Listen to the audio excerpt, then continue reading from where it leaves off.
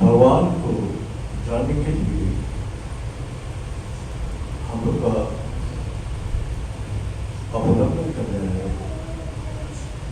कर्म, भक्ति और ज्ञान।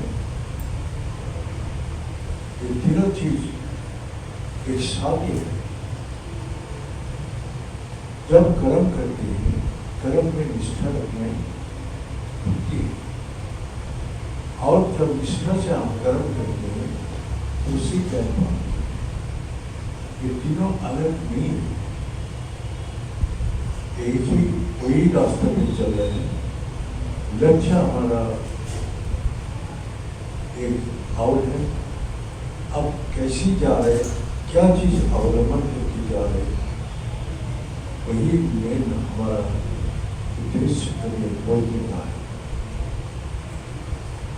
तो कर्म को बहुत आदमी कर्म भोगी होता है, भक्ति जो होता है और ज्ञान जो, लेकिन ये तीनों अलग नहीं।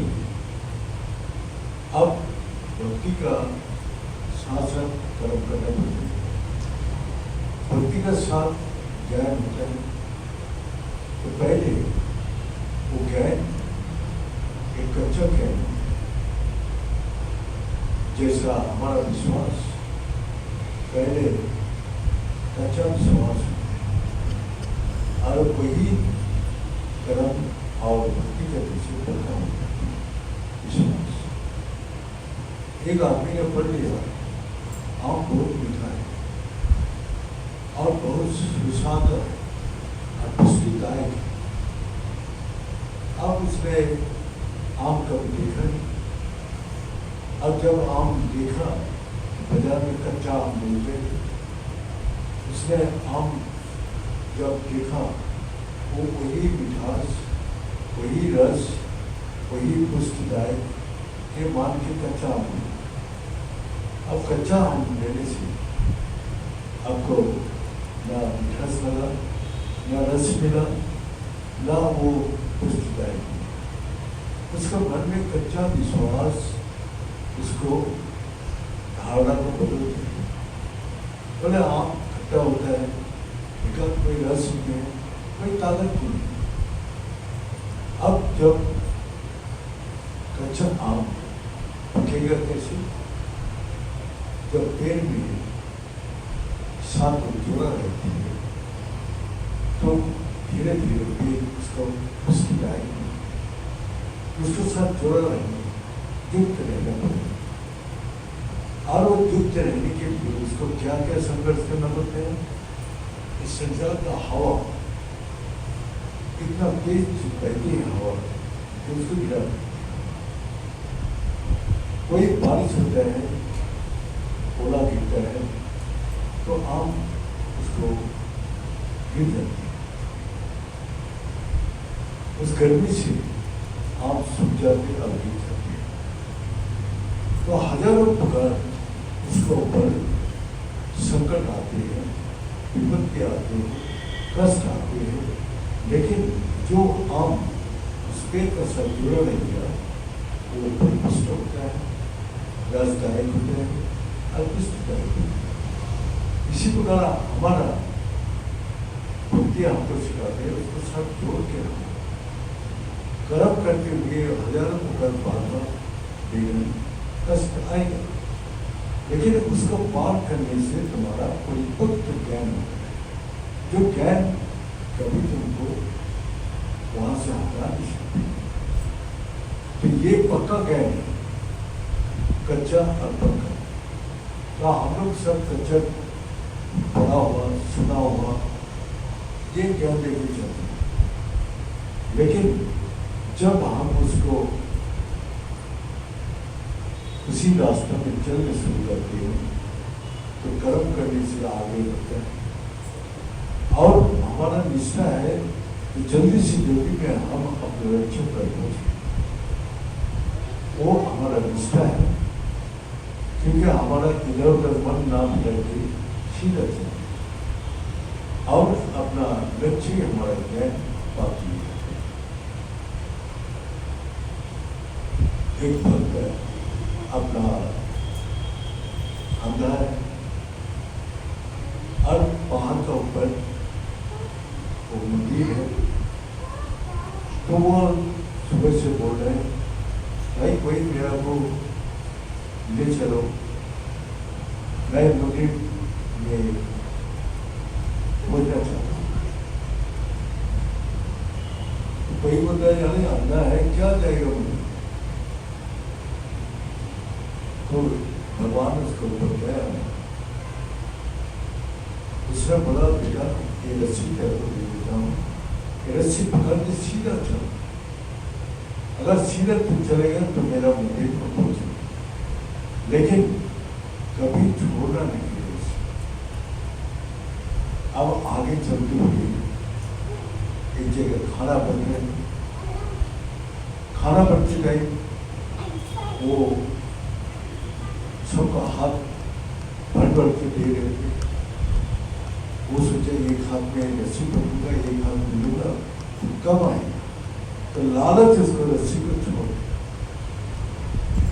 अब वो खाने तो लालच में रस्सी उसके हाथ से छूट, पीठ होने लगे। जो हम लालच में अपना जो सूत्र मिला था वो खो गया।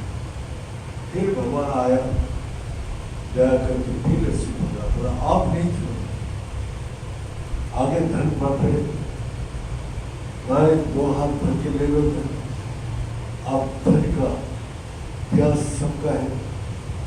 अब वो प्यास बुझाने के लिए रस्सी, तो फिर हाथ भर के तो धन ले लिया, लेकिन रस्सी उसका हाथ से फिर रोने लग गया।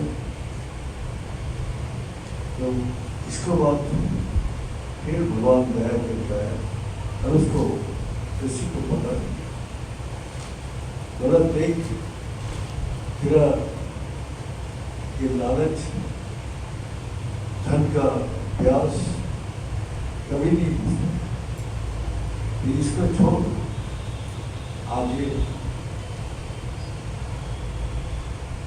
आगे भी चलते हुए उसको देखा जो वहाँ सबको कपड़ा देते,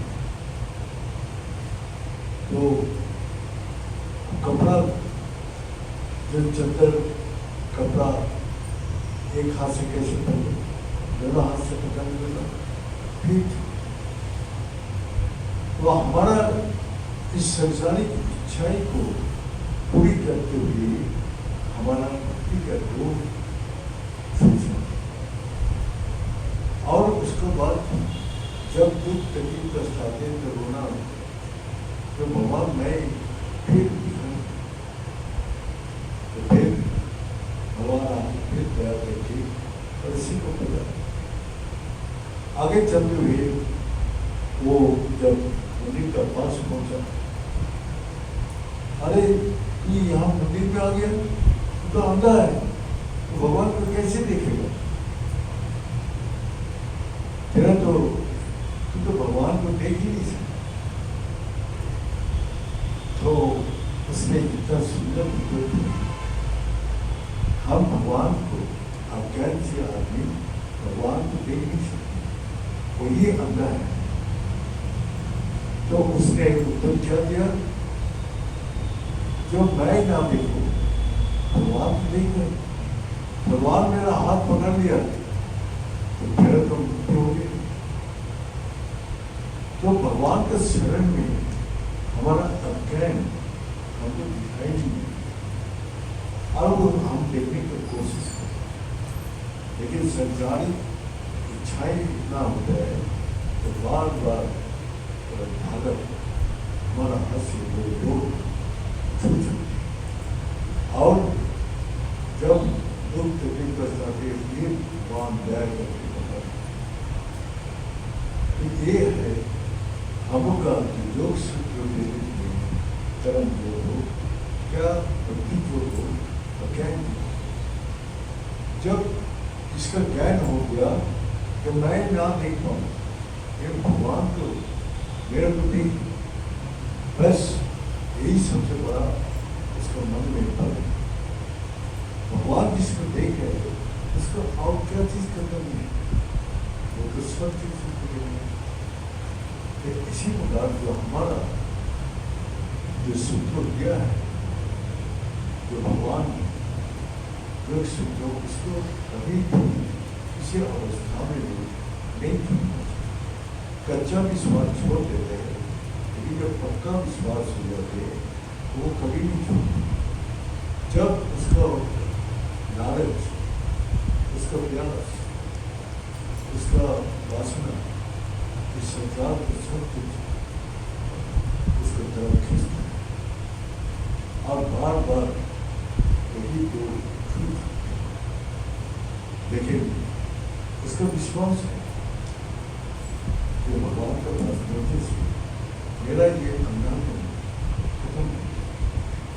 हम लोग भगवान के विषय में कितना सुनता हूँ, कितना करता हूँ, कितना देखता हूँ, लेकिन उसका विषय में मेरा तो कोई उपयोग नहीं।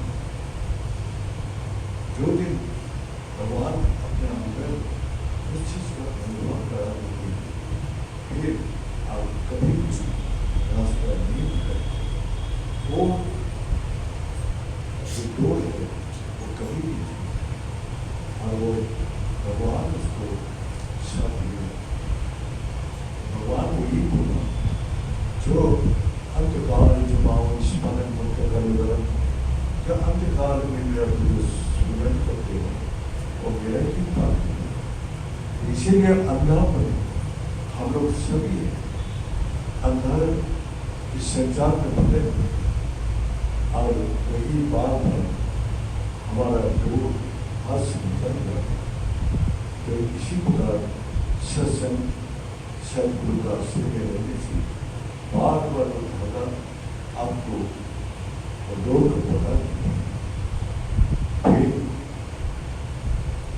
वो ढोल जब ढोल की पहुंच जाते तो भगवान फिर इसको अपना स्वयं में बोलेंगे, हमेशा पहले मुक्ति, आनंद, शांति, सुख प्रदान करें। तो हम लोग कभी सबको भगवान ने दो और उस मनुष्य पर भी वही बता सकते हैं और वही आगे चल सकते हैं। लेकिन मेरा कामना वासना लोग लालच ऐसा हमारा इस रास्ते में चलते हुए वो रोग को हासिल छोड़ देते।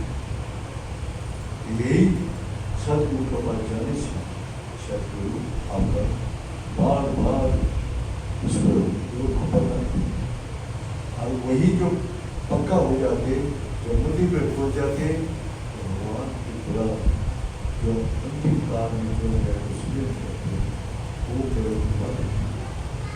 और मान देते तुरंत जन्म बना देते। जो मेरा को पाप कर देते वो कभी भी आ तो जन्म ये हो क्या है समाप्त होते।